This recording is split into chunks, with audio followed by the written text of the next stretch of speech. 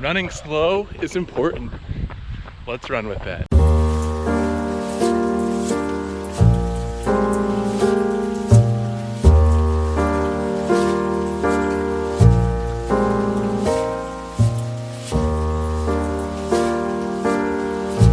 When you start digging into data about training plans and what works best, you'll quickly find that slow running is very important.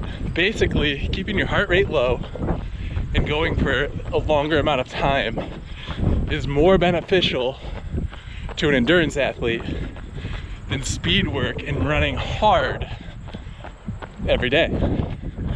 So you want about 80% or so of your mileage to be at a low and slow, steady pace.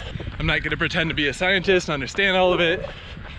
I just know the bottom line is if you do a lot of your miles, a lot of your time going slow, just focusing on putting in the time and covering the distance, you will have more in the tank when you need it for a race.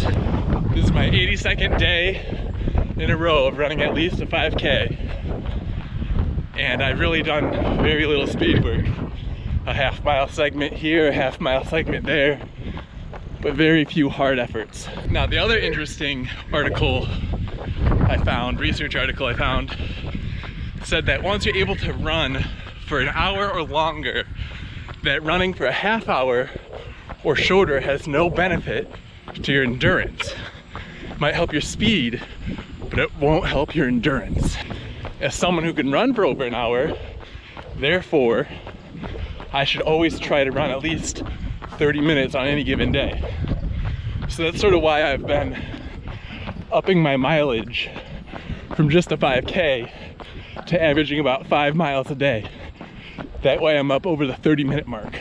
Furthermore, there's very little benefit to running over 2 hours and basically zero benefit to running over 3 hours. So even if you're training for an ultra marathon, your longest training runs should be in the 2 to 3 hour range. Going more than that risks injury with very little benefit to your endurance.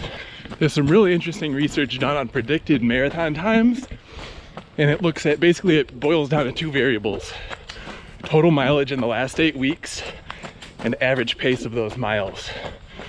So even if you're going slow, if you can jack up your mileage, your marathon time will be better.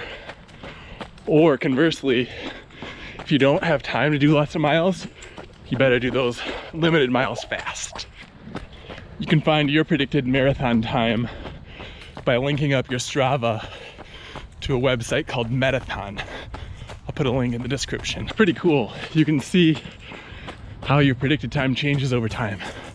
So 8 weeks ago, my predicted time was 3 hours and 50 minutes. Now my predicted time is 3 hours and 35 minutes.